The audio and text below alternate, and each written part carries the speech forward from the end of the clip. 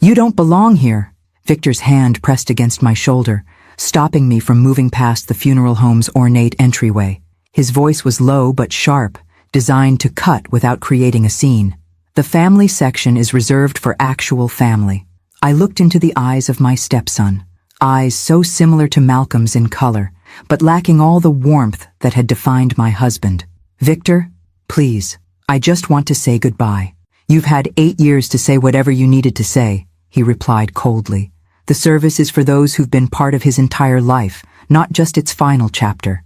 Behind him, Dominic and Amelia watched our exchange with varying degrees of discomfort, but made no move to intervene. They never did when Victor took the lead in excluding me. "Where would you like me to sit?" I asked, maintaining the dignity Malcolm had always admired in me, even as grief threatened to buckle my knees. Victor gestured toward the back of the chapel. "There should be space in the last row. If not, I'm sure standing won't kill you."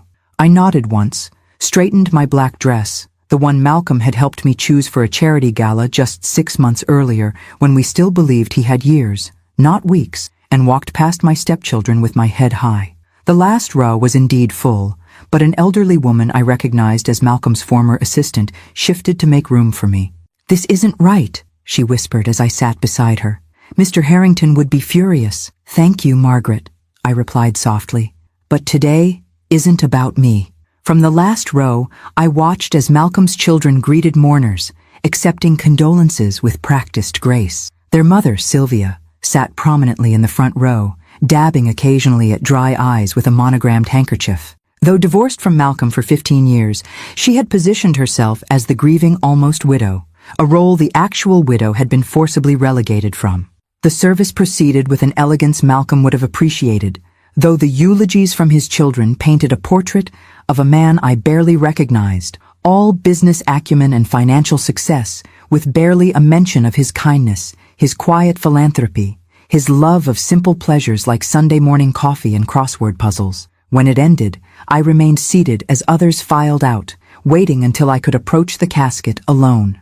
Victor intercepted me before I could reach it. "The car is waiting to take him to the cemetery," he informed me with cold efficiency. "Family only for the burial. I'm sure you understand." I did understand, more than he knew. I understood that grief could manifest as cruelty. I understood that fear of loss could transform into desperate control. Most of all, I understood that Malcolm had anticipated this moment with painful clarity during our final private conversations. "Of course," I said simply. "Goodbye, Victor." As I walked alone to my car in the funeral home parking lot, I realized I'd never had the chance to touch Malcolm's casket, to place the small sprig of lavender, his favorite scent, that I carried in my purse. This final goodbye, like so many moments in our 8 years together, had been overshadowed by his children's determination to erase me from the narrative of his life. 1 week later, the text message I'd been expecting arrived from Mr. Goldstein, Malcolm's longtime attorney. "The reading of the will is scheduled for tomorrow at 2 p.m. at my office. Malcolm was explicit that you should be present." I responded with simple acknowledgement, then spent the evening reviewing the notes from my final conversations with Malcolm. We had prepared for this, discussed every possibility, anticipated each reaction. Still, knowing what was coming did little to ease the heaviness in my heart. The next day, dressed in a conservative navy suit that reflected my former executive position rather than my role as grieving widow, I arrived at Goldstein's office 5 minutes before the appointed time. As I approached the ornate glass doors of the law firm, I saw them waiting, Victor, Dominic, and Amelia, a united front once again. "Well, well," Victor said, stepping forward to block my path. "If it isn't the gold digger, right on time to see what scraps might be thrown her way." I met his gaze steadily. "Hello, Victor. Mr. Goldstein is expecting me." "Let me save you the embarrassment," he continued, his siblings flanking him like lieutenants. "You're not in the will. Dad may have been fooled by your act while he was alive, but he wasn't stupid enough to leave you anything in death. Is that so?" I kept my voice neutral, giving nothing away. "We've already seen preliminary copies," Amelia added, her tone slightly less hostile but equally dismissive. "The estate is being divided among us, as it should be." Dominic, always the quietest of the three, simply watched me with calculating eyes. "So," Victor concluded with a smirk that twisted his handsome features, You can go back to your miserable little life and accept that it's over. Whatever scheme you had, it failed. Instead of arguing, I simply reached into my handbag and removed a sealed envelope with Mr. Goldstein's name written in Malcolm's distinctive handwriting. Would you please give this to Mr. Goldstein? He's expecting it. Victor took the envelope with obvious reluctance, as if touching something I had handled might contaminate him. What's this? A last-ditch attempt to stake a claim? Mr. Goldstein will explain everything, I said quietly. As if summoned by his name, the attorney appeared in the doorway. Ah, Mrs. Harrington, you've arrived. Please come in. We're ready to begin. She doesn't need to be here, Victor protested, still holding the envelope. This is a family matter. On the contrary, Mr. Goldstein replied with professional neutrality. Mrs. Harrington's presence was specifically requested by your father, and I see you have the envelope. Thank you for delivering it. Shall we proceed? I followed the attorney inside, aware of the confusion and suspicion radiating from the three siblings behind me. As we entered the conference room, Mr. Goldstein paused to open the envelope, scanning its contents quickly. His expression shifted subtly. Surprise, then understanding, then something approaching admiration. He looked up at me with new respect. I see. Malcolm always did think several steps ahead. As we took our places around the polished conference table, I observed the confident expressions on the faces of Malcolm's children. They had no idea what was about to happen. The envelope I had delivered contained not a plea or a claim, but the final piece of a plan Malcolm and I had crafted together during his last months, a plan to protect his legacy from the very people who believed they were entitled to inherit it without condition. Mr. Goldstein cleared his throat and began the proceedings that would change everything. Before I read the will, I should inform you that the document I'm about to share supersedes any preliminary versions you may have seen. This is Malcolm Harrington's final testament, properly executed and legally binding. Victor's smug smile began to falter as he registered the attorney's words. The first tremors of panic were beginning to appear in his eyes, exactly as Malcolm had predicted they would. I folded my hands calmly in my lap, prepared for the storm that was about to break. The conference room fell into tense silence as Mr. Goldstein adjusted his reading glasses and opened the formal leather portfolio containing Malcolm's will. I kept my expression carefully neutral, though I knew exactly what was coming. Malcolm and I had spent many late nights discussing every detail, every potential reaction, every necessary safeguard. I, Malcolm Edward Harrington, being of sound mind and body, Mr. Goldstein began with the standard legal preamble, his voice steady and professional. Victor drummed his fingers impatiently on the polished mahogany table. We can skip the formalities, Harold. Just get to the distribution of assets.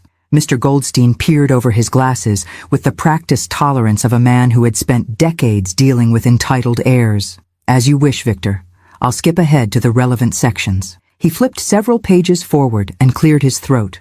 Regarding the distribution of my estate, I hereby bequeath my assets as follows. To my wife, Donna Harrington, I leave 70% of my total estate, including but not limited to my primary residence, my investment portfolio, and controlling interest in Harrington Properties. The words hung in the air for a moment before Victor erupted. What? He half rose from his chair, face flushing crimson. That's impossible. We saw the preliminary will. This has to be a forgery. Mr. Goldstein continued as if there had been no interruption.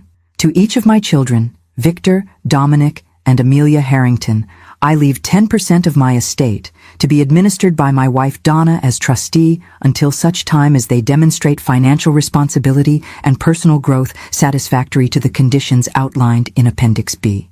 Amelia's perfectly manicured hand flew to her mouth. Administered. What does that mean? It means, Mr. Goldstein explained with practiced patience that while you each inherit 10% of your father's considerable estate, those assets will be managed by Donna as trustee. You'll receive regular disbursements, but major financial decisions regarding your inheritance require her approval. Dominic, always the most analytical of the three, leaned forward. On what grounds could our father possibly justify putting our inheritance under the control of a woman he knew for barely 8 years? In answer, Mr. Goldstein removed a sealed envelope from his portfolio. Your father anticipated that question. He left this letter to be read at this meeting. He broke the seal and unfolded several pages covered in Malcolm's bold handwriting. I had never seen this letter. Malcolm had written it privately, saying only that it contained his true feelings about his children and his wishes for their future. "My dear children," Mr. Goldstein read, "if you're hearing this letter, then you've just learned that your inheritance comes with conditions you didn't expect. I imagine you're angry, confused, and likely blaming Donna for somehow manipulating me into this decision. I want to be absolutely clear. This arrangement was entirely my idea, conceived after years of watching you approach money as an entitlement rather than a responsibility. Each of you has squandered opportunities I provided. Victor, your failed business ventures have cost me millions, yet you've learned nothing from these experiences except to ask for more. Dominic, your gambling has nearly destroyed you twice, with my money saving you from consequences that might have actually forced growth. Amelia, while you have genuine talent in design, you've repeatedly abandoned projects when they required real effort, expecting success without the work it demands. In contrast, Donna built her own successful career in financial management before we met. She understands both the privilege and responsibility that comes with wealth. Most importantly, she loves me for who I am, not what I can provide, something I've never been certain of with any of you since you became adults. This arrangement isn't punishment. It's my final attempt to help you become the people I know you can be. Donna has instructions to work with each of you, to mentor you in managing wealth responsibly. She has the financial expertise I respect and the personal integrity I trust completely. You have choices now. Fight this decision and potentially lose everything, or work with Donna and not only secure your inheritance, but perhaps gain something more valuable, the skills and wisdom to use it well. I leave you with this thought. A parent's greatest legacy isn't the wealth they leave behind, but the values they instill. I fear I've failed you in this regard, and this is my last chance to correct that failure. With enduring love and hope, your father, Malcolm Harrington. The silence that followed was absolute. Victor sat frozen, his earlier rage seemingly transformed to shock. Amelia stared at the table, tears forming in her eyes. Only Dominic watched me, his expression unreadable. Mr. Goldstein folded the letter and continued matter-of-factly. The will has been properly executed with witnesses who can attest to Malcolm's sound mind and free will. It includes affidavits from his doctors confirming his mental capacity. The document is, I assure you, legally unassailable. Victor found his voice first, though it trembled with barely controlled fury. This is your doing. He pointed at me accusingly. You manipulated a dying man, turned him against his own children. I met his gaze calmly. Your father and I discussed this arrangement extensively, Victor. He was of completely sound mind and deeply clear about his intentions.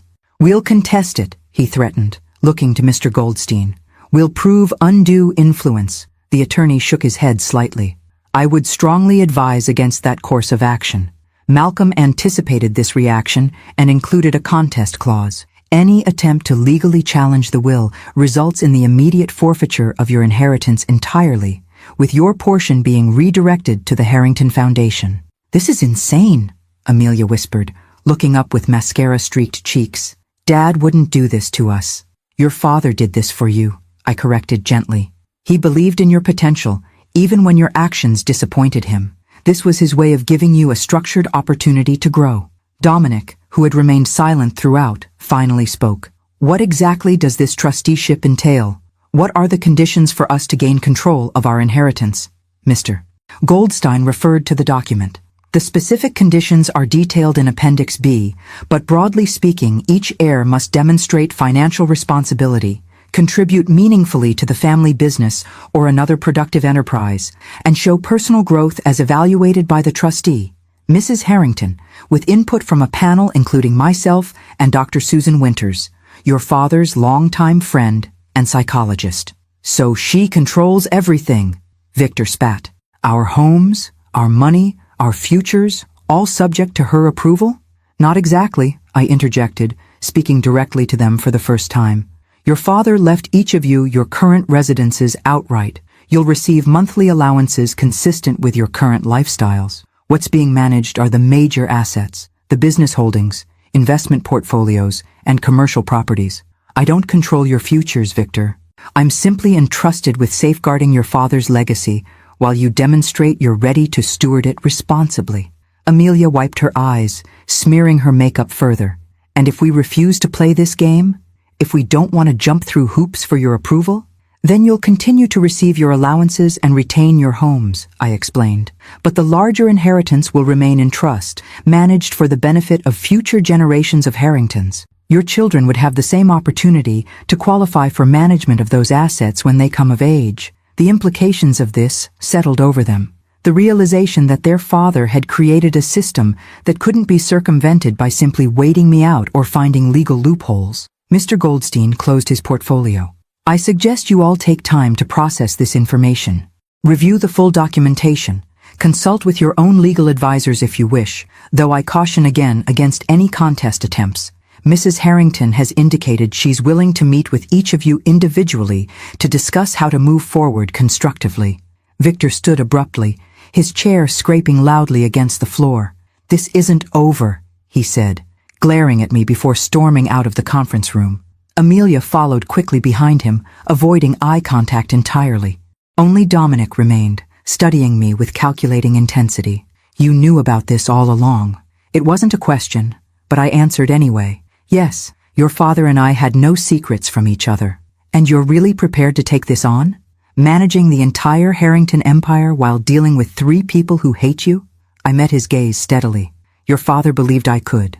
More importantly, he believed it was necessary, for the business he built and for the children he loved. Dominic nodded slowly, processing this. Without another word, he gathered his things and left, closing the door quietly behind him.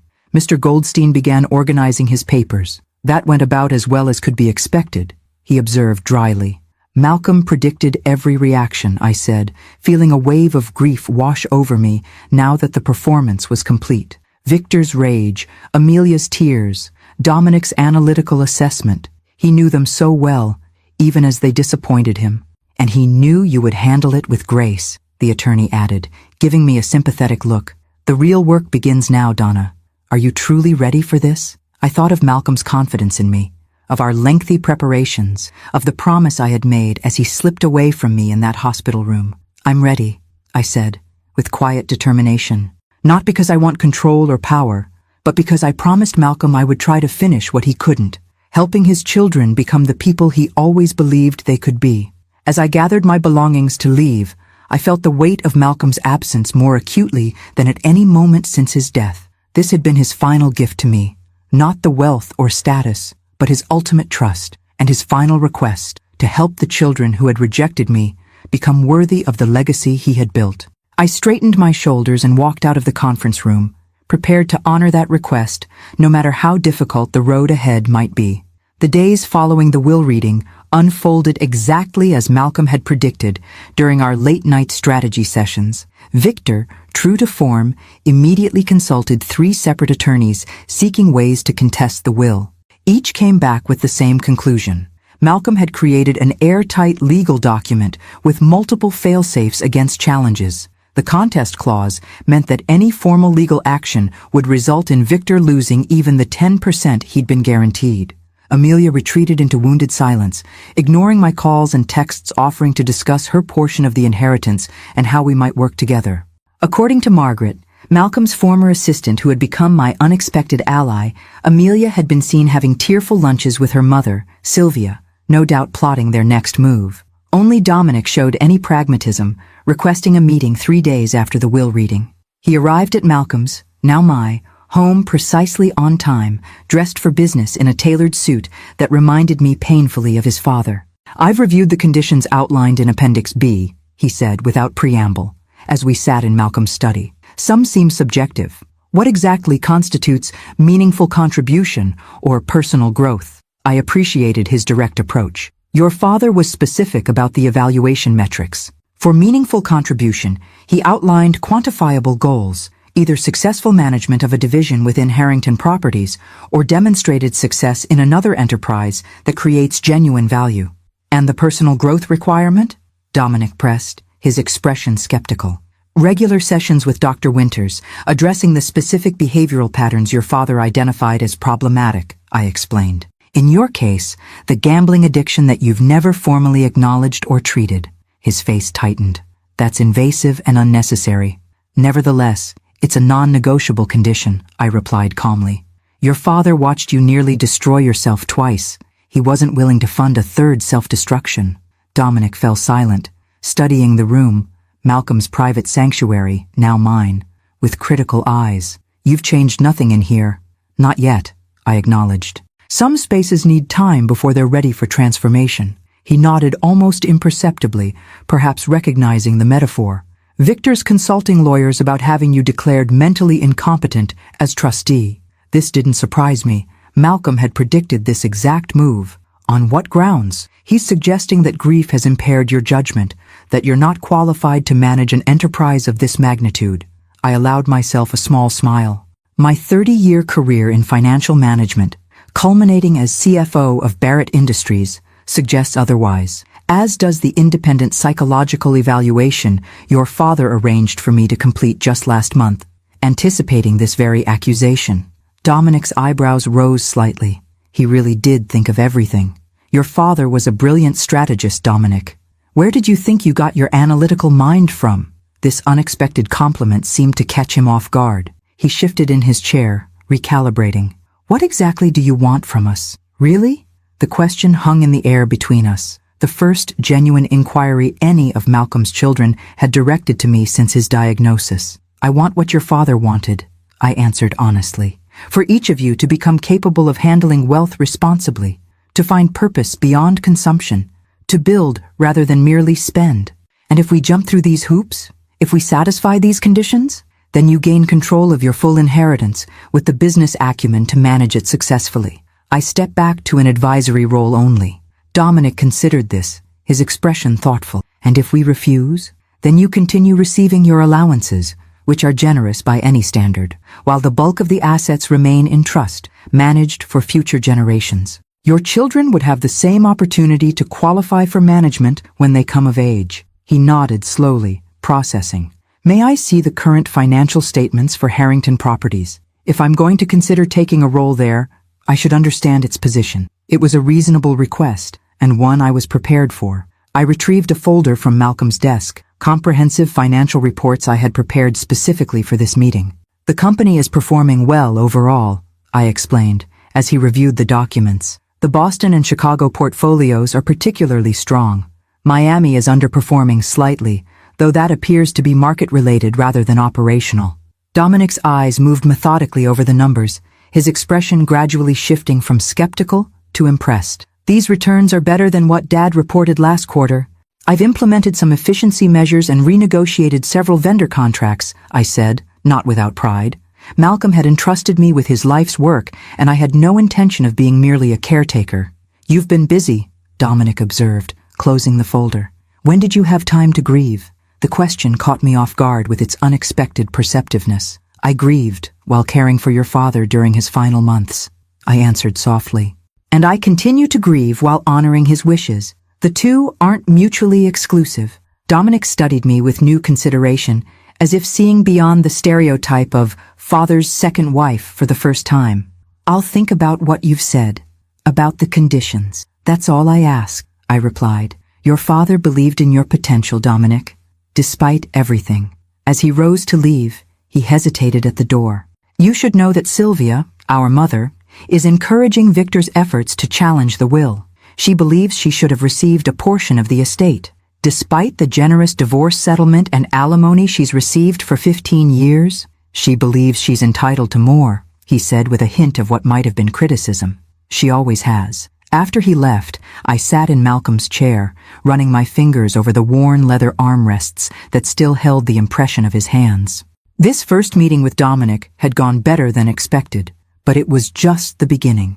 Victor remained openly hostile, and Amelia was withdrawing further into her mother's influence. I'm trying, Malcolm, I whispered to the empty room, but they're fighting me at every turn, just as you said they would. I could almost hear his response. Stay the course, Donna. They need this more than they know. That evening I received an email from Victor's assistant confirming my worst fears. He had scheduled a competency hearing, attempting to have me removed as trustee on grounds of emotional instability and financial inexperience. The notification was coldly professional, but the intent was clear. All-out war. I picked up the phone and called Mr. Goldstein. "It's happening exactly as Malcolm predicted," I told him. "Time for phase 2. "Are you sure?" he asked cautiously. "Once we implement the contingency measures, there's no going back. The family divisions may become permanent." I thought of Malcolm's children, their entitlement, their resistance to growth, their refusal to see me as anything but an interloper. But I also remembered Malcolm's unwavering faith that beneath their flaws lay potential worth salvaging. "I'm sure," I said firmly. Malcolm knew this would be difficult. He also knew it was necessary. We proceed as planned. As I hung up, I steeled myself for the battle ahead. Malcolm had chosen me for this role, not despite the resistance I would face, but because of my ability to withstand it. I would not let him down, no matter how painful the process might become. The competency hearing was scheduled for Wednesday morning at the county courthouse, a rushed timeline that revealed Victor's desire to catch me unprepared. If that was his strategy, he had severely misjudged both me and his father's foresight. I arrived 15 minutes early, accompanied by Mr.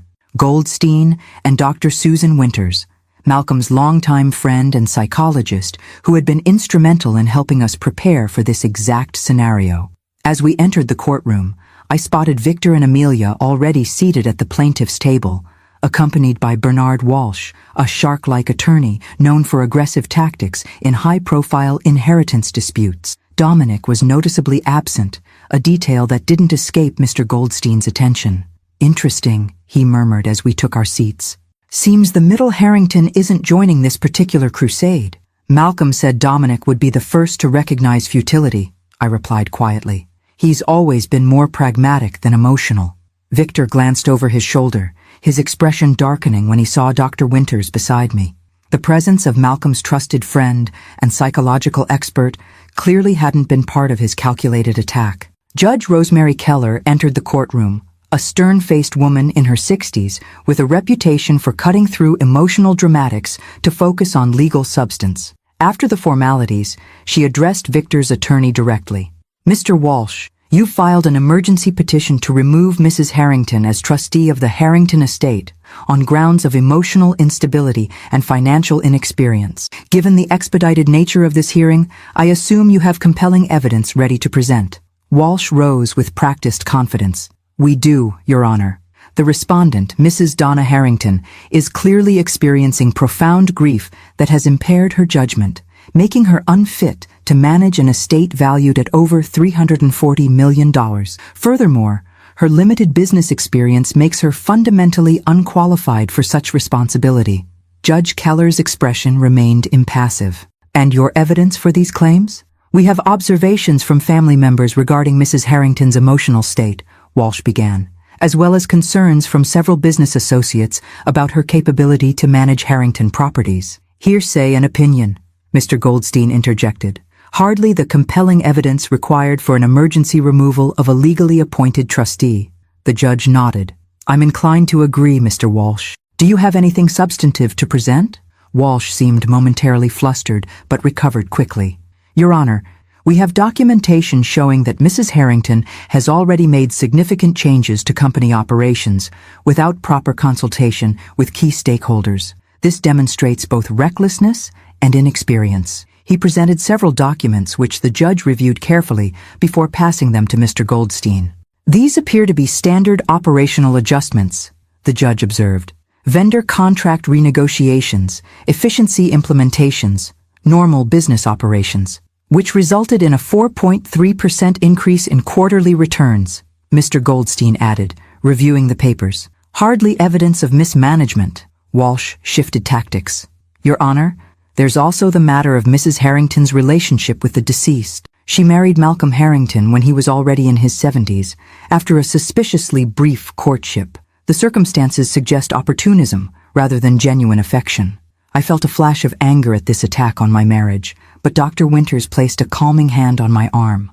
"Counsel is veering into personal attacks that have no bearing on Mrs. Harrington's competency as trustee," Mr. Goldstein objected. "Sustained," Judge Keller agreed. "Mr. Walsh, please confine your arguments to relevant facts regarding the trustee's current capacity to fulfill her legal obligations." Walsh looked briefly to Victor, who was becoming visibly agitated by the proceedings' direction. Your Honor, we contend that Mrs. Harrington exerted undue influence over Malcolm Harrington during his final illness, manipulating him into this unusual arrangement that disadvantages his biological children in favor of his new wife. Judge Keller's expression hardened. That would be a matter for contesting the will itself, Mr. Walsh, not for an emergency competency hearing. Are you formally contesting the will? Because I should remind you of the contest clause that Mr. Harrington included. The courtroom fell silent as the implications settled. Any formal contest would trigger the clause that would disinherit Victor entirely. We are not contesting the will at this time, Walsh clarified hastily. Merely questioning the current trustee's capacity to fulfill her duties. Then I suggest you provide actual evidence related to that specific claim, the judge replied firmly. Mr. Goldstein stood. Your Honor, if I may, we have prepared comprehensive evidence of Mrs. Harrington's qualifications and current capacity. First, her professional background. He presented my complete resume, highlighting my 30-year career in financial management, including my role as CFO of Barrett Industries, a company with annual revenues exceeding $500 million. Additionally, he continued, we have a psychological evaluation conducted by Dr. Susan Winters just 3 weeks ago, confirming Mrs. Harrington's excellent mental health and cognitive function despite her recent bereavement. Dr. Winters submitted her formal evaluation, which Judge Keller reviewed with careful attention. Finally, Mr. Goldstein concluded, we have documentation showing that Malcolm Harrington himself arranged for an independent evaluation of Mrs. Harrington's financial competence by Deloitte Consulting, which found her exceptionally qualified to manage the Harrington estate. He presented the Deloitte report, which included a detailed assessment of my financial knowledge, management style, and strategic thinking. Mr. Harrington was nothing if not thorough, the judge observed dryly as she reviewed the materials. Victor leaned forward to whisper urgently to his attorney, his face flushed with frustration. Walsh looked increasingly uncomfortable as the case he thought would be straightforward unraveled before him. Judge Keller set down the documents and addressed the courtroom. Having reviewed the evidence presented, I find no basis whatsoever for removing Mrs. Harrington as trustee. The petition is denied. She looked directly at Victor.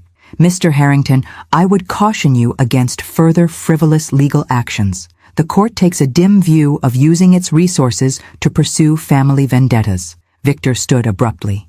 This isn't justice. She manipulated our father, and now she's manipulating the legal system.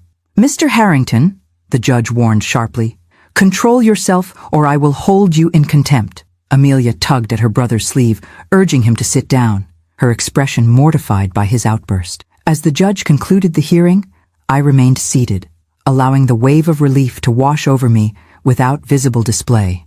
Malcolm had prepared me for this moment, had ensured I had every resource needed to withstand the attack, but experiencing it firsthand had still been draining.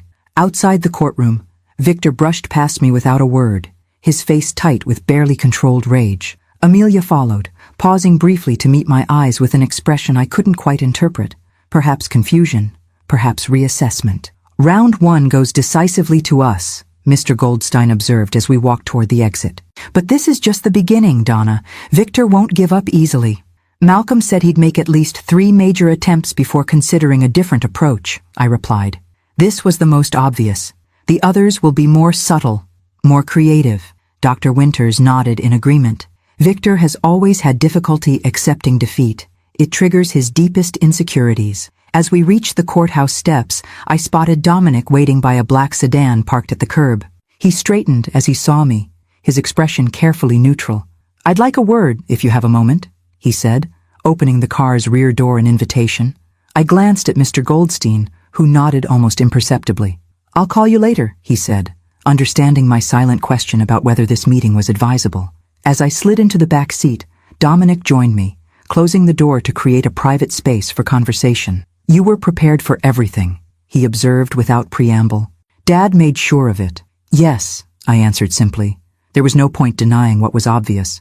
Victor won't stop, he continued. You humiliated him today. He'll only escalate. I studied Malcolm's middle child carefully, trying to discern his purpose. Why are you telling me this? Why weren't you in that courtroom supporting your siblings? Dominic was quiet for a moment, his gaze fixed on some middle distance. Because I've been reviewing the company financials, looking at Dad's management decisions over the past decade, reading the succession plans he created, and I'm starting to think he might have been right, Dominic admitted reluctantly. About all of it. About us not being ready. About needing guidance. It was the first crack in the unified front the Harrington children had presented, the first suggestion that Malcolm's plan might actually be working. I felt a surge of hope, quickly tempered by caution. What exactly are you proposing, Dominic? He met my gaze directly. I want to meet the conditions. I want to learn, not to appease you or to gain control faster, but because I'm starting to see what Dad was trying to tell us. I nodded slowly, allowing myself to believe in the possibility of this first small victory.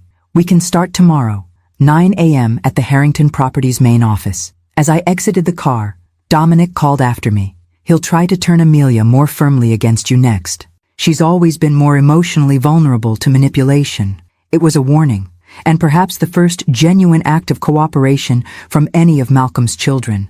Thank you, I said simply. Walking away from the courthouse, I felt Malcolm's presence more strongly than I had since his death, not as a ghost or supernatural force, but as the architect of this complex human chess game now in motion. The pieces were moving exactly as he had predicted. The battle wasn't won, far from it.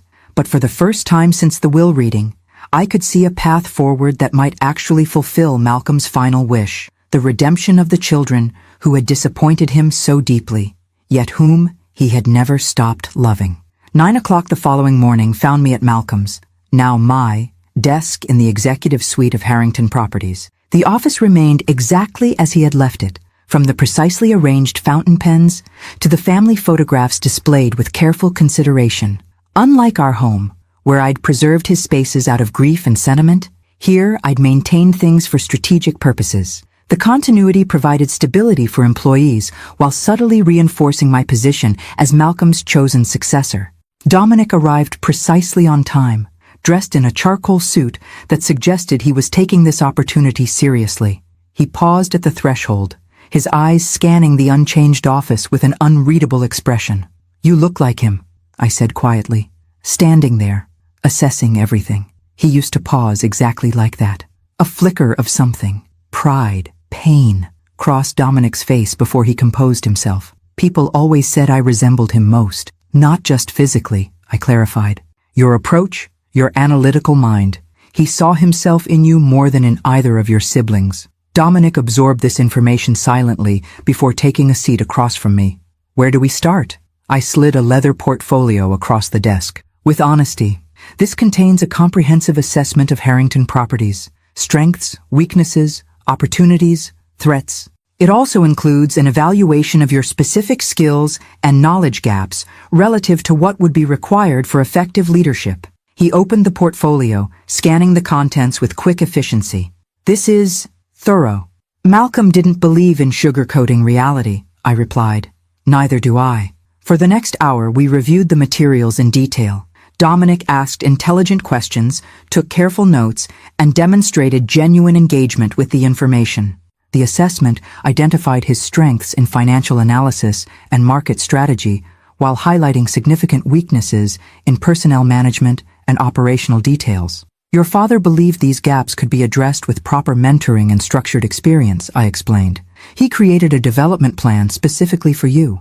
I presented the second folder, a detailed 18-month program that would rotate Dominic through key divisions of the company, pairing him with experienced executives who would provide hands-on training and regular evaluations. "And the other conditions?" Dominic asked, looking up from the documents. "The personal growth requirements? Weekly sessions with Dr. Winters, focusing specifically on your relationship with risk and your gambling addiction," I said directly. Malcolm was explicit about this being non-negotiable. Dominic's jaw tightened. "I don't have a gambling addiction. I've had some unfortunate losses, but—" "You've lost over $8 million in the past 5 years, I interrupted calmly. "Your father covered your debts twice to prevent criminal charges from loan sharks. You've attempted to stop 17 times by your own admission, yet returned to high-stakes games within weeks each time." He stared at me, clearly unsettled by the precision of my knowledge. "He told you everything. We had no secrets from each other," I confirmed. Malcolm believed your analytical brilliance and your self-destructive gambling stemmed from the same source, a need for intense stimulation, for stakes high enough to make you feel something. He wanted you to learn healthier ways to channel that need. Dominic fell silent, his expression suggesting he was reassessing many assumptions about his father, about me, about himself. Your first session with Dr. Winters is scheduled for tomorrow at 4, I continued. Your orientation with the commercial development team begins Monday at 8. Do you accept these terms? After a long moment, he nodded. Yes. Then welcome to the first day of your apprenticeship, I said, extending my hand. Your father would be pleased. As we shook hands, an unexpected commotion in the outer office drew our attention. The door burst open to reveal Amelia, her eyes red-rimmed and her typically perfect appearance slightly disheveled. You traitor! She spat at Dominic, ignoring me completely. Victor just told me you're working with her now, after everything she's done. Dominic stood, his expression hardening. After everything she's done? Like what, specifically? Caring for Dad during his final months? Managing his business successfully? Being prepared for every baseless accusation Victor has thrown at her? Amelia seemed taken aback by her brother's defense. She manipulated Dad into changing his will. She's stolen our inheritance. Is that what Victor and Mother have been telling you?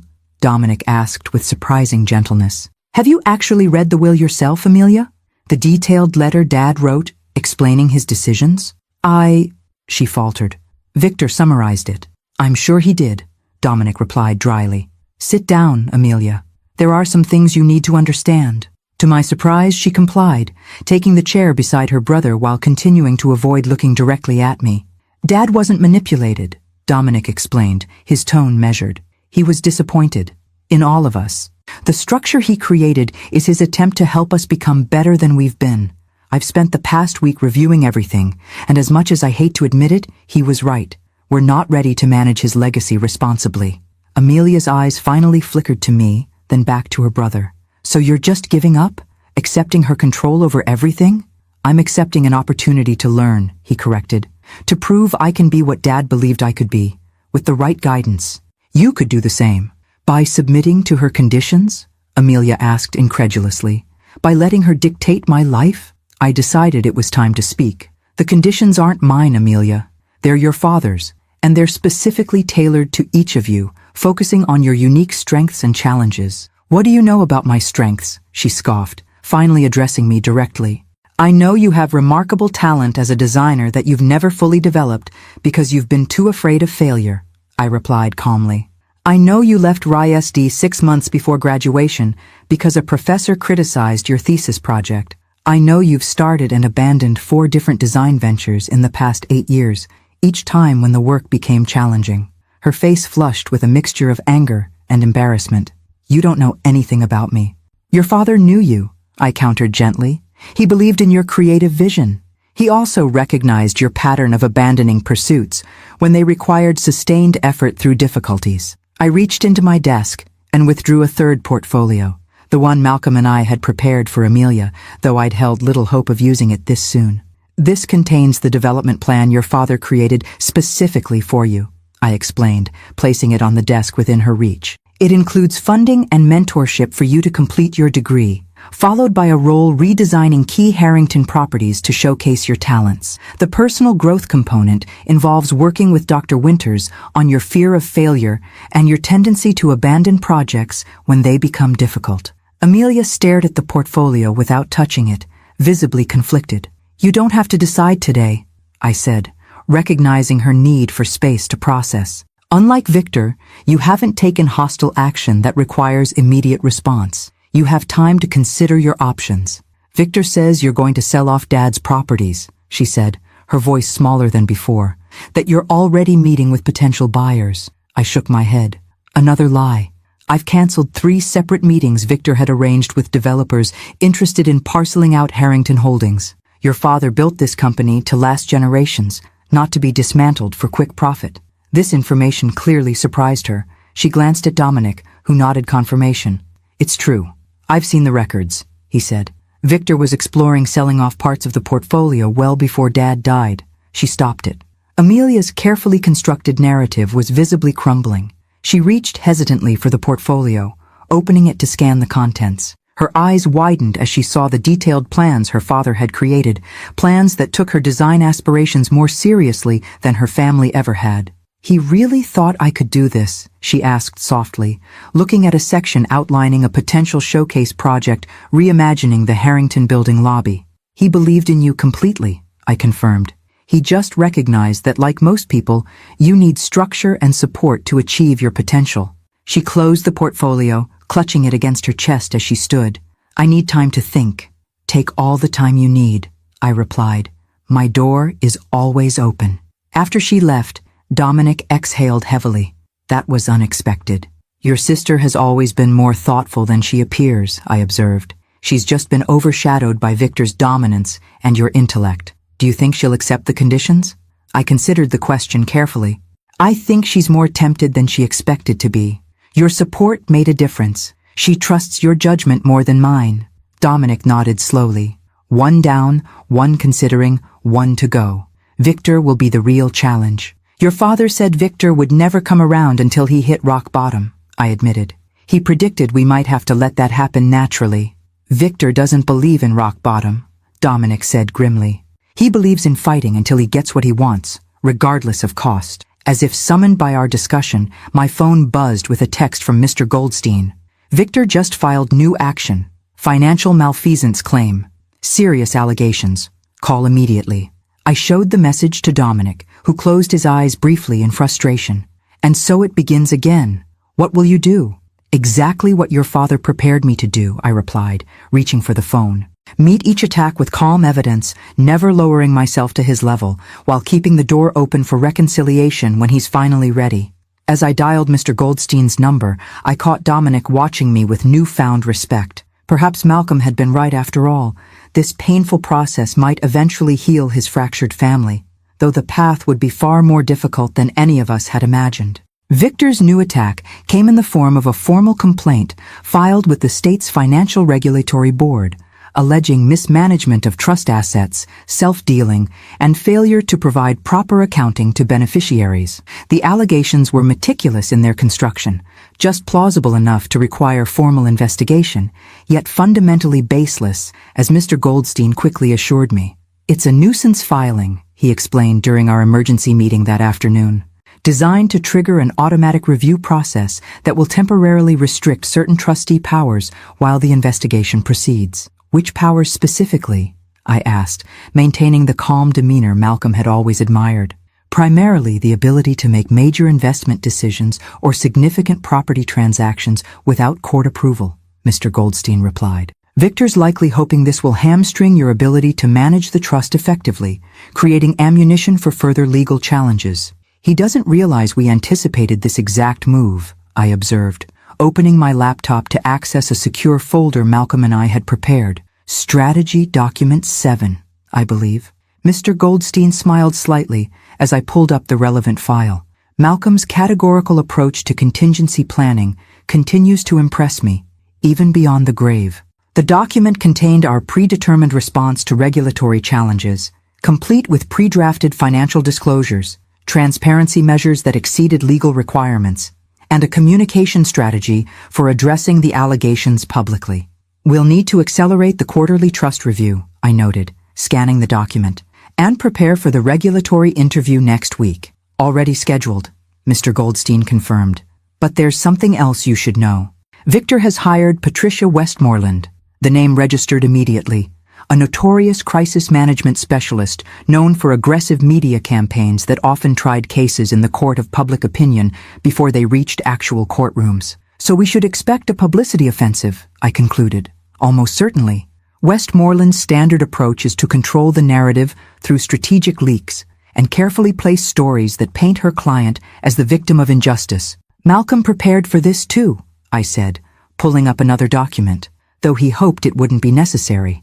The file contained a comprehensive media strategy, including pre-written statements addressing potential allegations and, most critically, a detailed dossier of Victor's business failures, financial mismanagement, and personal indiscretions that could be released if absolutely necessary. "This is quite thorough," Mr. Goldstein observed as he reviewed the material, "though using it would certainly burn any bridges with Victor permanently.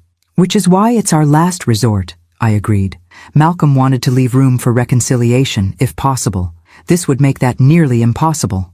After Mr. Goldstein departed, I sat alone in Malcolm's home office, surrounded by the careful preparations we had made together during his final months. The leather-bound planner on his desk still contained notes in his increasingly shaky handwriting, strategic calculations, psychological insights about his children, contingency plans for every scenario he could anticipate. You knew exactly how they would react, I murmured to his empty chair. Every move, every countermove. What Malcolm couldn't have anticipated was how wearing this constant conflict would become, the emotional toll of being vilified by the children of the man I had loved so deeply, the exhaustion of always being on guard against the next attack. My phone rang, interrupting these thoughts. Surprisingly, the caller ID displayed Amelia's name. "Have you seen it?" she asked without preamble when I answered. "Victor's regulatory complaint?" "Yes, I've been briefed." "No," she replied, her voice uncharacteristically tense. "The article in the Boston Business Journal. It just posted online." I quickly opened my tablet and found the publication's website. The headline made my stomach tighten. Harrington Family War, Widow's Power, Grab Threatens Legacy Empire. The article was a masterpiece of innuendo and selective fact presentation, technically accurate in specific details while painting a completely distorted overall picture. It described me as a former financial executive who had rapidly ascended to control of the Harrington fortune after a brief marriage to the ailing patriarch. Victor was quoted extensively, positioning himself as the devoted son fighting to protect his father's legacy from exploitation. "This is just the beginning," Amelia warned. Victor showed me Westmoreland's media strategy. "There are planned stories in at least 5 more publications, each worse than this one. He's going scorched earth, Donna." Her use of my first name, a first since Malcolm's death, registered even through my shock at the article's contents. "Why are you telling me this?" I asked carefully. A pause. "Because it's wrong," she finally said. "I've been reading Dad's letter, the real one, not Victor's summarized version. I've reviewed the development plan you showed me. Whatever I think about the will structure, this public character assassination isn't right. It was the first moral stand any of Malcolm's children had taken on my behalf, a small crack in the unified front against me." "Thank you for the warning," I said, genuinely moved by her unexpected integrity. "Victor doesn't know I'm calling you," she added. "He thinks I'm still completely on his side." "And are you?" I asked directly. Another pause. "I'm reconsidering my position. Dominic seems to think Dad's plan has merit, and I'm starting to see why. This was progress beyond what I had dared hope for so soon. Would you consider meeting officially to discuss your development plan? No commitments, just a conversation." "Yes," she replied after brief hesitation, "but not at the office. Somewhere private." We arranged to meet the following afternoon at a quiet cafe away from the financial district where we were unlikely to be recognized. After ending the call, I immediately phoned Mr. Goldstein to update him on both the media attack and Amelia's unexpected outreach. "This changes our approach," he observed. "With Amelia potentially breaking ranks, Victor loses significant leverage. The narrative of children united against a manipulative stepmother falls apart. We need to respond to the article without escalating the public conflict," I said, thinking through the implications. "Something measured that addresses the mischaracterizations without creating more drama." "Agreed. I'll draft a statement focusing on the legal facts and Malcolm's documented intentions. In the meantime, this development with Amelia is promising." After hanging up, I returned to the Business Journal article, reading it more carefully now that the initial shock had passed. Between the lines of Victor's accusations, I could detect the hand of a master manipulator, Patricia Westmoreland's calculated approach to shaping public opinion. The article specifically emphasized my outsider status, my brief marriage to Malcolm, conveniently omitting that 8 years is hardly a fleeting relationship, and my supposed lack of connection to the Harrington legacy. What it failed to mention was my 30-year career in financial management, Malcolm's meticulously documented wishes, or the extensive legal protections he had put in place to ensure his intentions were honored. My phone rang again, Dominic this time. "I assume you've seen the hit piece," he said when I answered. "Yes, and I've heard from Amelia about what else is coming. She called you?" Surprise colored his voice. "That's unexpected. Victor thinks she's firmly in his camp." People can surprise you, I replied, especially when given space to think for themselves. Victor's making a mistake with this media campaign, Dominic observed. It's too aggressive, too public. The regulatory complaint had at least a veneer of legitimate concern. This is just character assassination. Your father predicted Victor would eventually overplay his hand, I said. He believed that when backed into a corner, Victor always chooses escalation over strategic retreat. Dad knew us well, Dominic acknowledged, with a hint of rueful admiration. Sometimes better than we know ourselves. After we disconnected, I stood at the window of Malcolm's study, my study now, looking out over the carefully maintained gardens that had given him such pleasure in his final years. The estate that Victor was so desperate to control had never been about wealth or status for Malcolm. It represented something he had built from nothing, a legacy of creation rather than consumption. The irony wasn't lost on me, that the very qualities Malcolm had hoped to instill in his children through his carefully structured will were the same qualities Victor was demonstrating he lacked through his increasingly desperate attacks. The wisdom to know what battles were worth fighting, the patience to build rather than destroy, the integrity to seek truth rather than convenient narratives. As the evening shadows lengthened across the garden, I made a decision. It was time to implement another aspect of Malcolm's plan, one we had hoped wouldn't be necessary, but which now seemed unavoidable given Victor's escalation. I picked up the phone and dialed a number I had memorized but never used. Mr. Sullivan? This is Donna Harrington. I believe my husband Malcolm discussed a possible situation with you before his passing. Yes, that's correct. It appears we've reached that point. Could we meet tomorrow morning?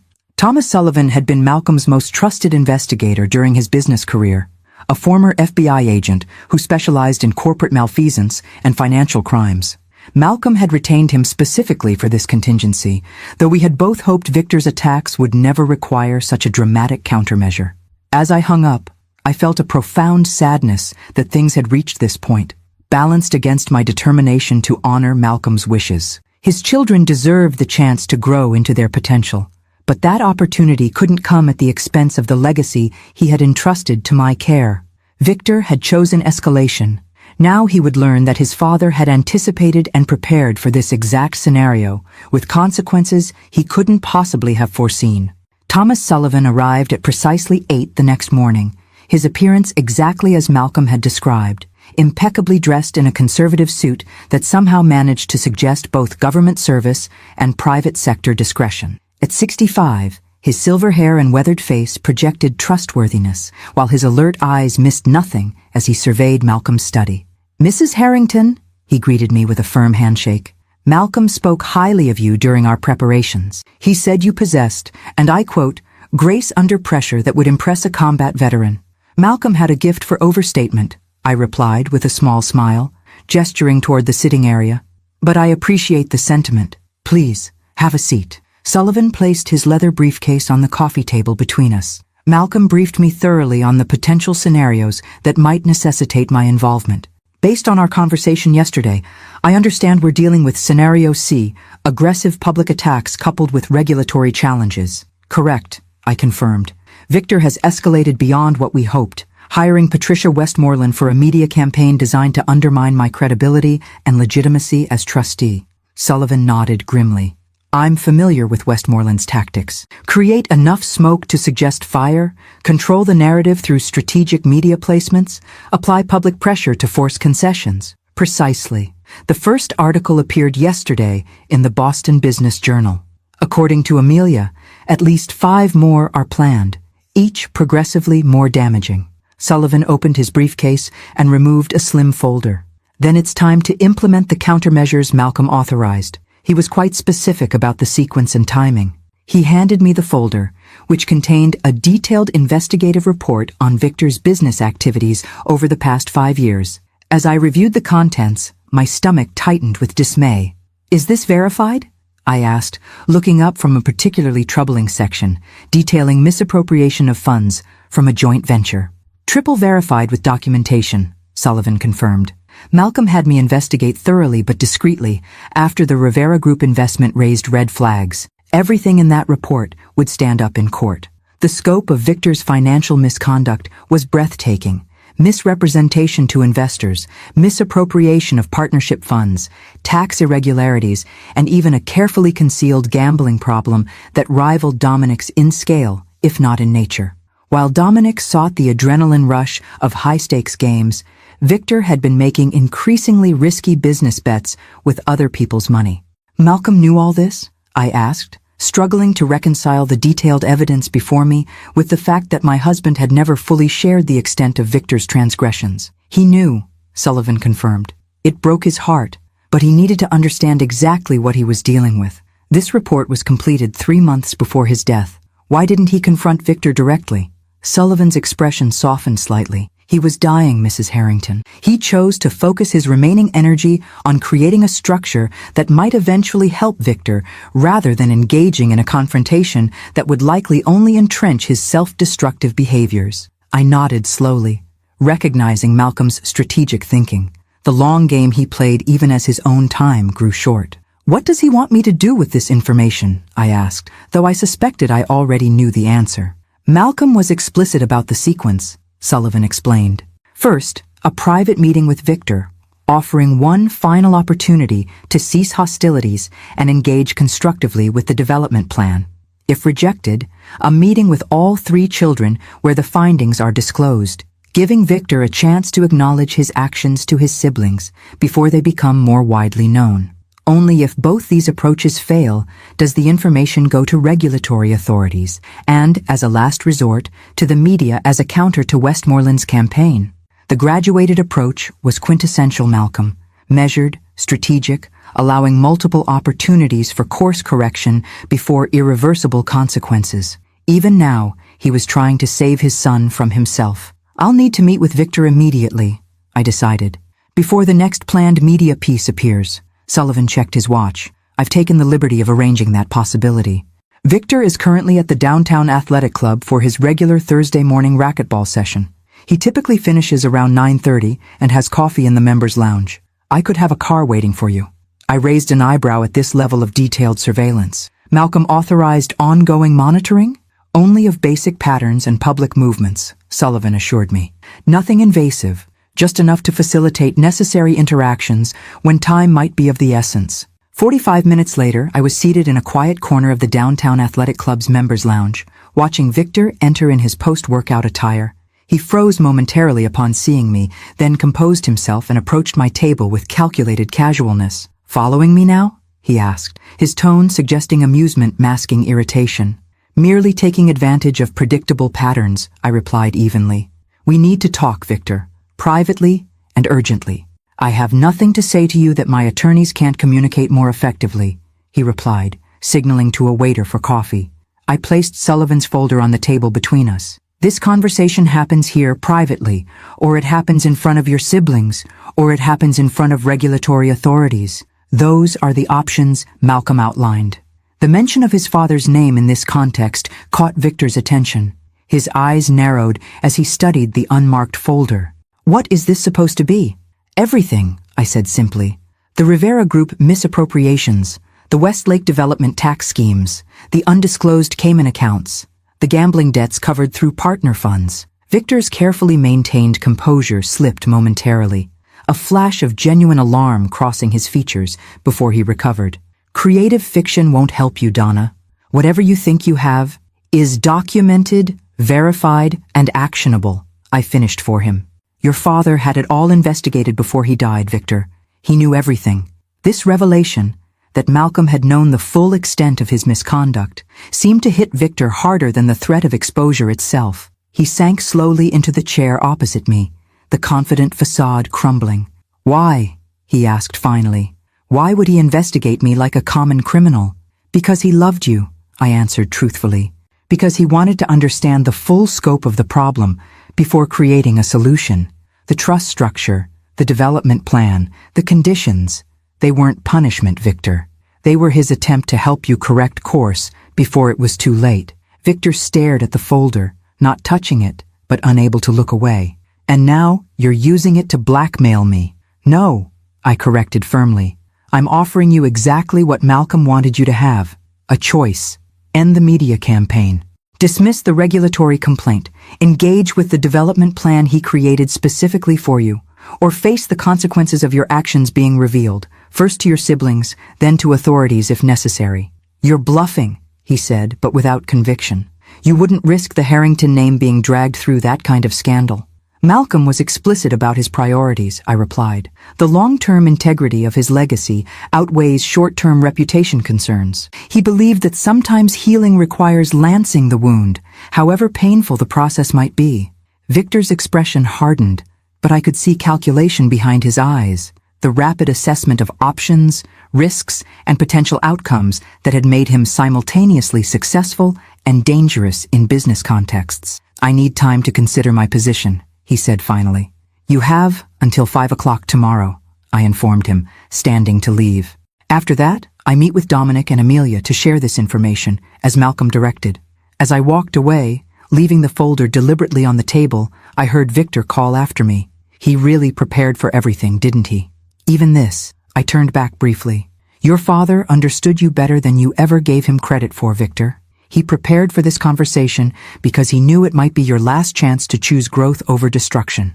Leaving the athletic club, I felt none of the satisfaction Victor might have imagined. There was only sadness for the broken relationship between father and son that had led to this moment, and cautious hope that perhaps, faced with the full consequences of his actions, Victor might finally begin the difficult journey toward becoming the man Malcolm had always believed he could be. By 4:55 the following afternoon, I had prepared Malcolm's study for what promised to be one of the most difficult family meetings of the entire ordeal. Dominic had arrived 15 minutes early, his expression grave after I briefed him on the general nature of the information about to be shared. Amelia arrived moments later, clearly confused about the urgent summons, but complying nonetheless. The only question was whether Victor would appear or force my hand regarding the disclosure of his financial misdeeds. At precisely 5 o'clock, as I was preparing to begin without him, Victor entered the study. His appearance was impeccable as always, but the shadows under his eyes suggested a sleepless night spent wrestling with the decision before him.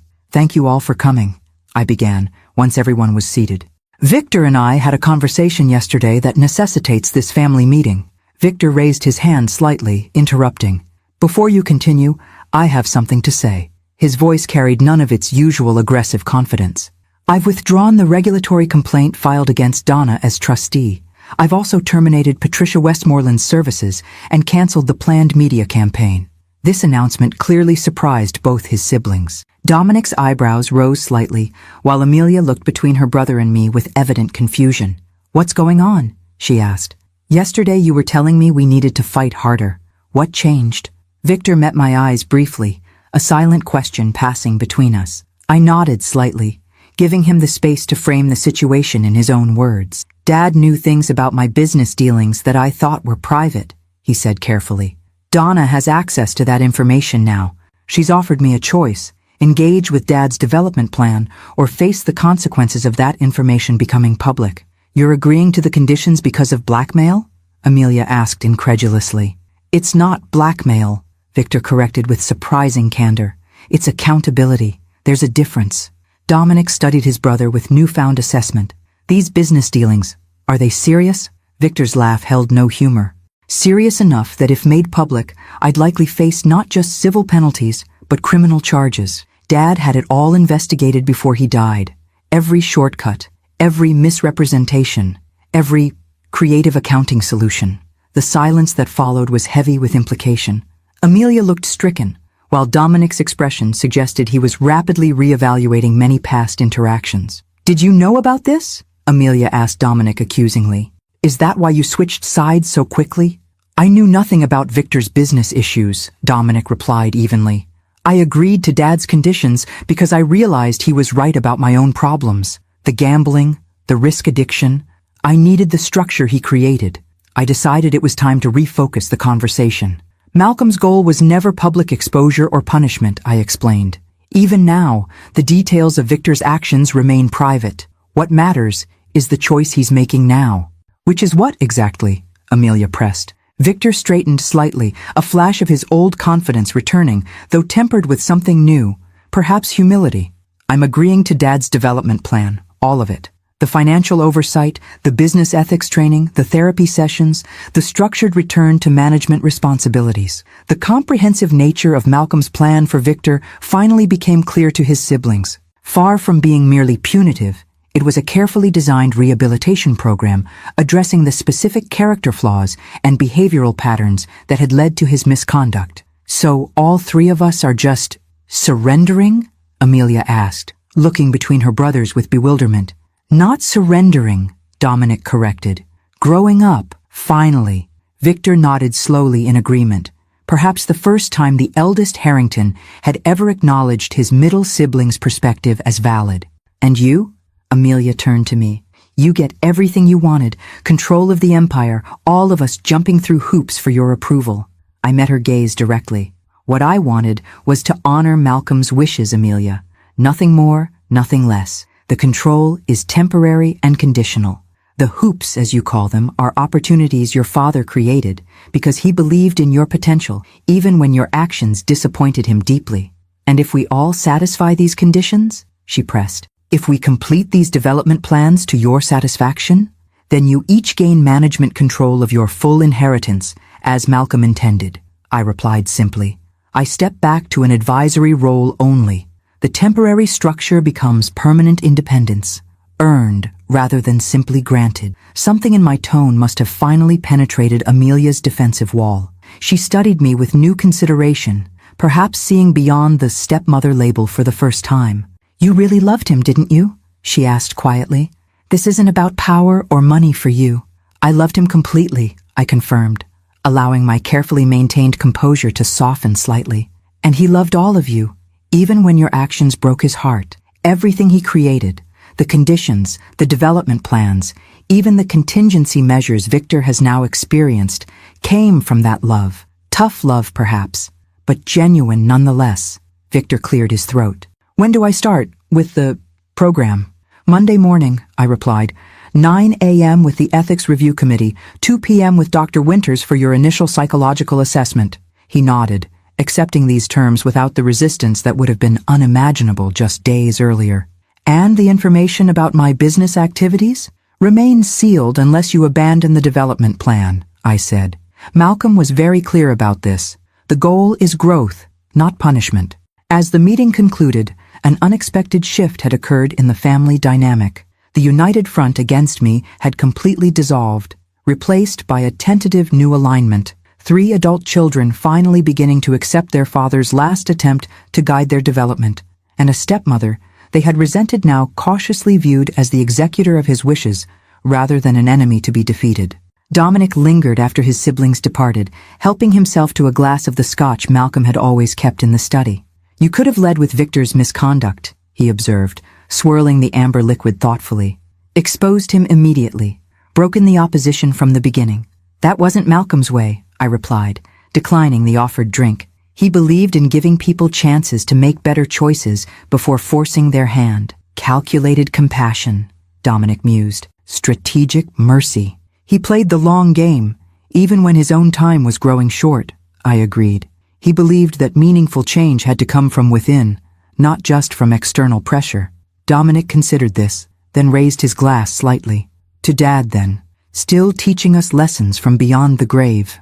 As I watched Malcolm's middle child, the one who most resembled him in both appearance and analytical thinking, I felt a profound sense that we had finally turned a corner. Not toward instant harmony or artificial reconciliation, but toward something potentially more valuable: authentic growth and grudging respect. Victor would struggle with the humbling requirements of his development plan.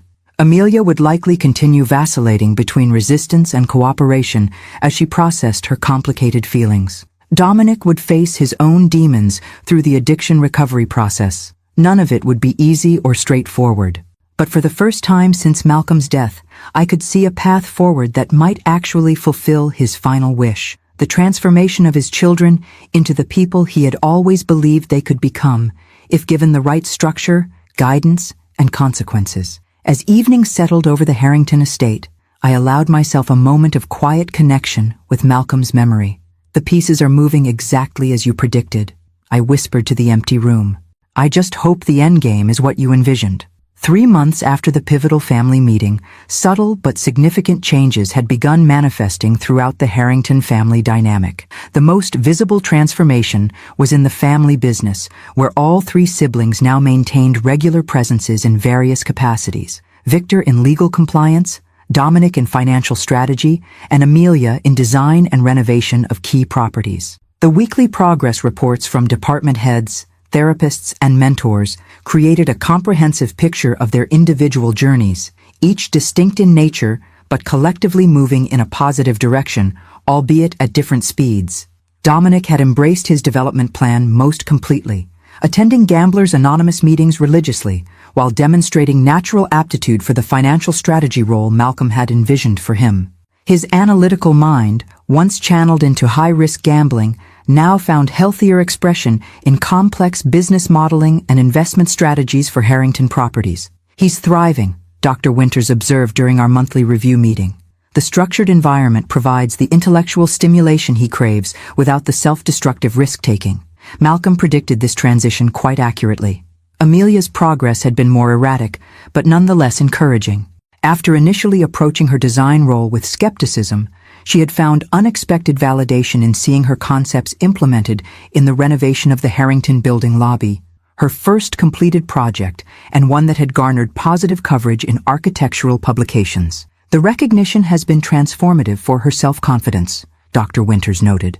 "For perhaps the first time, she's experiencing the satisfaction of completing something difficult rather than abandoning it when challenges arose." Victor's journey proved most complex, as Malcolm had anticipated. The eldest Harrington chafed against the oversight and structured rehabilitation program, his progress marked by periods of sincere engagement followed by resentful backsliding. Yet even he showed signs of genuine growth, particularly after completing the ethics retraining program. "He's developing awareness of the patterns that led to his misconduct," his program mentor reported. "The recognition is uncomfortable for him, but essential for lasting change." On a personal level, my relationships with Malcolm's children had evolved from open hostility to cautious functional cooperation. Dominic had become almost collegial during our weekly strategy meetings. Amelia occasionally sought my input on design challenges, though always framing these interactions in strictly professional terms. Even Victor maintained civil discourse during required sessions, his former aggression replaced by reserved formality. None of this constituted the warm family bonds Malcolm might have ultimately hoped for, but it represented significant progress from where we had begun. Progress I documented carefully in the journal I maintained to track the implementation of his final wishes. That morning, as I reviewed the latest reports in preparation for quarterly trust evaluations, Mr. Goldstein called with unexpected news. "Sylvia has filed for a portion of Malcolm's estate," he informed me without preamble. "She's claiming that provisions in their divorce agreement entitle her to ongoing support beyond the substantial settlement and alimony she already received." I sighed, unsurprised, yet disappointed. Malcolm had predicted his ex-wife might eventually make such a claim, particularly if she observed her children beginning to cooperate with the trust structure. "What's her legal standing?" I asked, already anticipating the answer. "Virtually non-existent," Mr. Goldstein confirmed. The divorce agreement was comprehensive and final, with no provisions for posthumous claims. Malcolm ensured that her settlement was more than generous, specifically to prevent future claims. "Yet, she's proceeding anyway," I observed. "Indeed, she's retained Martin Dixon, an aggressive litigator known for dragging out proceedings to force settlements regardless of legal merit." "I assume Malcolm prepared for this contingency as well," I asked, reaching for the contingency binder we had compiled together. "Page 42, Section 3, Mr. Goldstein confirmed, with a hint of admiration. "Malcolm categorized this as a predictable nuisance scenario rather than a serious threat." I found the relevant section, which outlined our response strategy. Immediate but minimal legal defense, no settlement offers regardless of delay tactics, and, most importantly, complete transparency with the Harrington children regarding their mother's actions. Malcolm was explicit about that last requirement, Mr. Goldstein noted. He believed they needed to see this behavior pattern clearly, without cushioning or interpretation. "I'll speak with them today," I agreed. "Together, I think. This affects all 3 equally." That afternoon found the Harrington siblings assembled in the company's main conference room, their expressions reflecting varying degrees of curiosity and concern about the unexpected meeting. "Thank you for coming on short notice," I began, distributing folders containing the legal filings. "I've asked you here because a situation has arisen that affects all of you, and your father was explicit about my responsibility to address it transparently." Victor reviewed the documents first, his legal training allowing him to quickly grasp their significance. His expression darkened as he passed the folder to Dominic. "Mother is suing for a portion of Dad's estate," he summarized for Amelia, who was still scanning the dense legal language, "claiming she's entitled to ongoing support despite the divorce settlement." "Can she do that?" Amelia asked, looking between her brothers with confusion. "I thought everything was finalized years ago." "Legally, her position is untenable," I explained, "but she can certainly create delays, expenses, and public attention through prolonged litigation." "Looking for a nuisance settlement," Dominic observed, his analytical mind immediately identifying the strategy. "File baseless claims, create enough hassle that paying her to go away becomes the expedient option." "Precisely," I confirmed. "Your father anticipated this possibility and left specific instructions regarding our response." "Which is?" Victor asked, his tone neutral but attentive. "Absolute refusal to settle regardless of delays or public relations considerations," I replied. Malcolm believed that giving in to such tactics would only encourage repetition. The siblings exchanged glances, a silent communication passing between them that I couldn't fully interpret. "You seem unsurprised," I observed carefully. Dominic sighed, setting down the documents. "Mother has a pattern of viewing Dad's resources as an unlimited entitlement. The divorce settlement was extraordinarily generous. Multiple properties, investment accounts, significant monthly alimony, yet she's repeatedly complained it wasn't enough. She called it her compensation for wasted years," Amelia added quietly, "as if their marriage had been nothing but a business arrangement gone wrong." Victor, whose relationship with Sylvia had always seemed strongest, remained uncharacteristically silent. When he finally spoke, his words carried unexpected weight. "She told me last week that she was exploring options regarding Dad's estate," he admitted. "I advised against it, but she dismissed my concerns, said I was becoming just like him," apparently not a compliment in her view. This revelation, that Victor had prior knowledge of Sylvia's intentions yet hadn't aligned with her strategy, marked a significant shift in his positioning. 3 months earlier, he would likely have coordinated with his mother against me. Now he at least recognized the inappropriate nature of her claims. "How would you like to proceed?" I asked, deliberately including them in the decision process rather than simply implementing Malcolm's instructions unilaterally. Another silent exchange passed between the siblings before Dominic spoke for the group. "We support Dad's directive. No settlement, regardless of delays or tactics." Victor nodded in agreement. "Mother's claim has no legal merit. She shouldn't be rewarded for filing it. And we don't want to be dragged into taking sides publicly," Amelia added. "We've had enough family business in the headlines." Their unified response, the first time all three had aligned on any significant matter since Malcolm's death, suggested progress beyond what quarterly reports could capture. They were demonstrating independent judgment rather than reactive positioning, prioritizing principles over personalities. "Thank you for your clarity," I said, genuinely impressed by their maturity in this moment. "I'll instruct Mr. Goldstein to proceed accordingly." As the meeting concluded and they prepared to return to their respective responsibilities, Victor lingered behind. "There's something else you should know," he said once his siblings had departed. "Mother asked me for information about the trust structure and your role as trustee. She was fishing for vulnerabilities, ways to challenge your authority." I studied Malcolm's eldest son carefully, noting the conflict evident in his expression. "And what did you tell her?" "That the arrangement was legally sound and that challenging it would be counterproductive," he replied, meeting my gaze directly. "I didn't tell her about my situation or the development plans. I said only that Dad had created a structure that served multiple purposes, including protecting his legacy from exactly this kind of claim." This deliberate distancing from his mother's tactics represented perhaps the most significant evidence yet of Victor's growth. He was choosing integrity over alliance, principles over expedience. "Thank you for telling me," I said simply, recognizing the difficulty such a choice must have presented for him.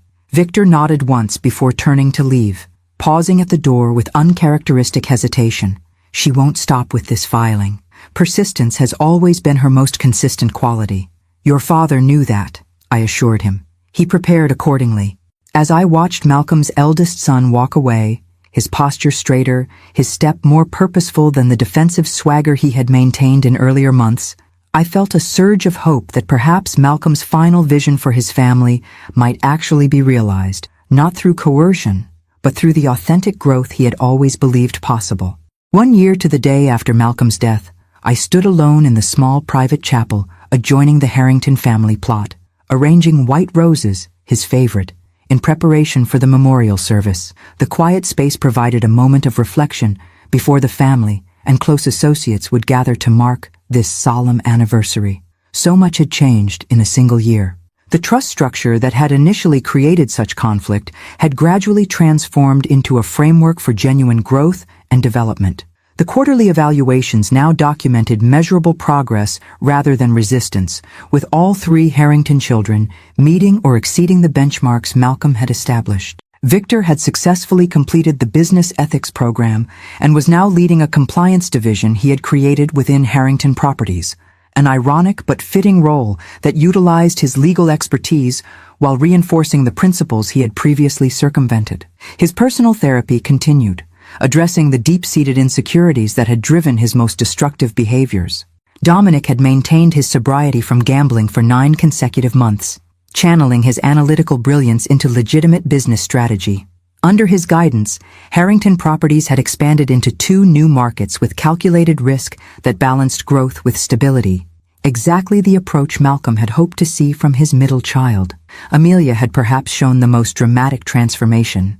After the success of her first completed project, she had pursued increasingly ambitious design initiatives throughout the Harrington portfolio, eventually establishing a dedicated design division within the company. She had also returned to complete her degree, addressing the abandoned education that had been one of Malcolm's greatest disappointments. As for Sylvia's legal challenge, it had proceeded exactly as Malcolm predicted, aggressive in tactics but fundamentally lacking in merit. The court had recently dismissed her claims with prejudice, preventing future attempts along similar lines. Her defeat had been comprehensive but private, as Malcolm had wanted, consequence without unnecessary humiliation.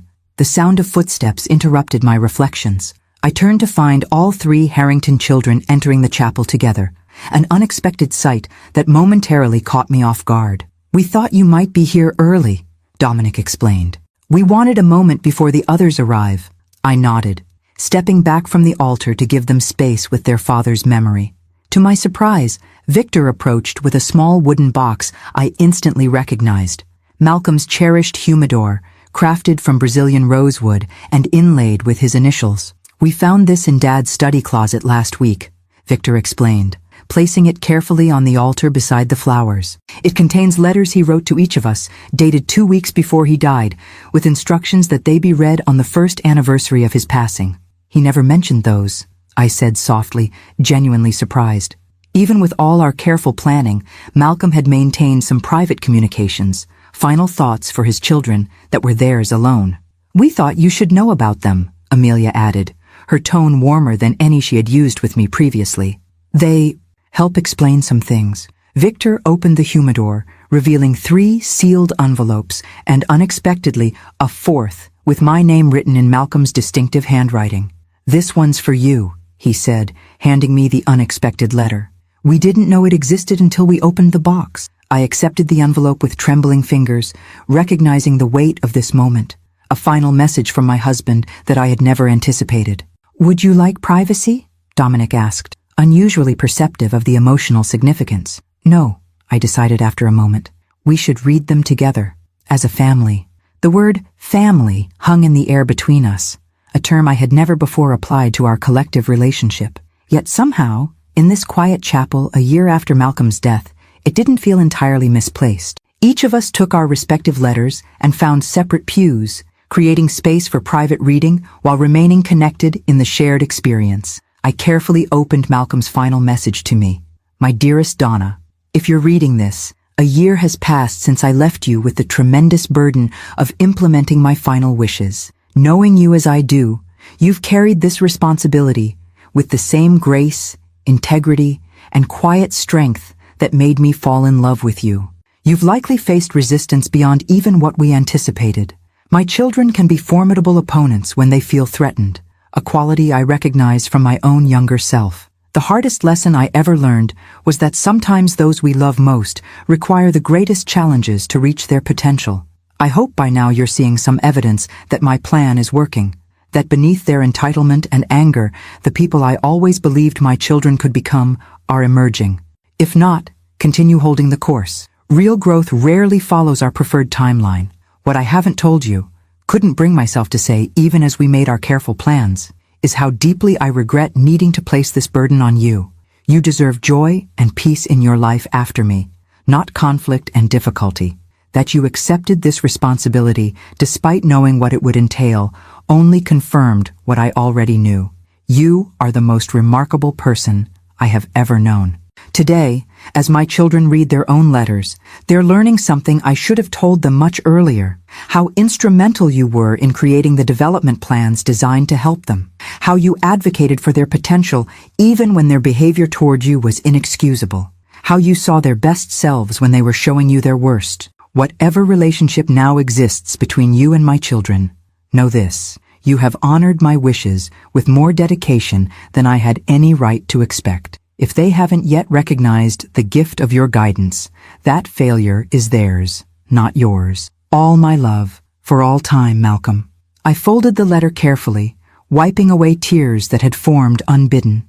Across the chapel, I could see Malcolm's children similarly moved by their father's final words. Victor sat with his head bowed, letter clutched tightly in his hands. Dominic stared upward at the chapel's simple stained glass window, blinking rapidly. Amelia made no attempt to hide her tears, reading through them as they fell onto the paper. After several minutes of shared silence, Victor spoke first. He told me he was proud of me, he said, his voice uncharacteristically vulnerable. Despite everything, and that you had been the one to insist my development plan include a path back to leadership, not just compliance. Dominic nodded. My letter says something similar. That when he wanted to simply cut off my access to funds entirely, you argued for structured rehabilitation instead. That you believed in my potential even when he was at his most discouraged. Amelia looked up from her letter, eyes red but clear. He told me you were the one who identified my design talent as something genuine rather than just another abandoned hobby, that the renovation opportunities were your idea. I hadn't expected Malcolm to share these details, the private conversations where I had indeed advocated for approaches that offered redemption rather than mere punishment, growth rather than simple consequence. Your father loved you deeply, I said simply, even when your actions disappointed him most profoundly. All I did was help him create structures that reflected that love in practical terms. But we treated you terribly, Amelia acknowledged, voicing what none of them had directly addressed before. Excluded you from the funeral, fought the will, accused you of manipulation and worse. And yet here we are, I observed quietly, all moving forward in directions Malcolm hoped to see. That's what matters in the end. Victor cleared his throat. The quarterly evaluations are approaching. Based on the metrics Dad established, all three of us have now met the conditions for assuming management of our full inheritances. This was technically true, a milestone reached more quickly than either Malcolm or I had anticipated. The development plans had initially projected 18 to 24 months for completion, yet here we were at the 1-year mark with all measurable conditions satisfied. Are you going to sign off on the transition? Dominic asked directly, his analytical mind going straight to the practical implication.